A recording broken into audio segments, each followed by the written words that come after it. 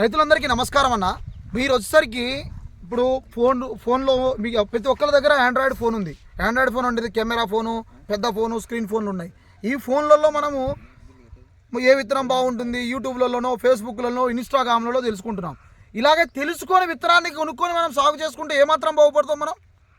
ఏదైతే సమాచారం మన మొబైల్లో మన జోబిలో నుంచి సమాచారం వచ్చిందో ఆ సమాచారాన్ని మనం తీసుకొని చూస్తున్నామో, చూస్తున్నటువంటి సమాచారాన్ని కంటితో చూసి ఆ సమయం ఆసన్నమైంది.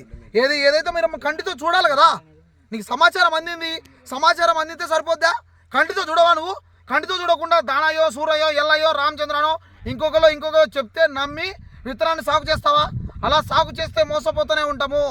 ఇప్పుడు ఈ సమయంలో ఏదైతే సమాచారం ఉందో ఈ విత్తనం బాగుందని ఆ విత్తనాన్ని నీ కంటితో చూసి నువ్వు నిర్ణయించుకునే సమయం ఆసన్నమైంది. రా, మేము తోట చూపిస్తాం నీకు. నేను ఎనిస్టా సీడ్స్ మేనేజర్ని. నాలాగా ప్రతి మేనేజర్లు ప్రతి జిల్లాలో ఉన్నారు. నీకు ఇంట్రెస్ట్ ఉందా? విత్తనం చూసే ఓపిక నీకుందా? రా, నేను చూపిస్తా విత్తనం నీకు. రైతు నెంబర్ ఇస్తా, తోట లొకేషన్ ఎక్కడ ఉందో చెప్తా, ఏ గ్రామంలో పండిస్తున్నారో చెప్తా, ప్రతిదీ చెప్తా. ఇలా ఉందో లేదో తోట వచ్చి చూడు.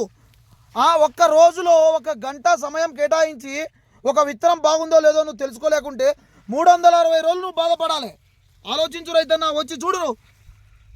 ఈ భీష్మ విత్తనాన్ని వచ్చి చూడు. భీష్మ బాగుందా, బాలా బాగుందా, లేకపోతే వేరే కంపెనీ బాగుందా చూడు వచ్చి.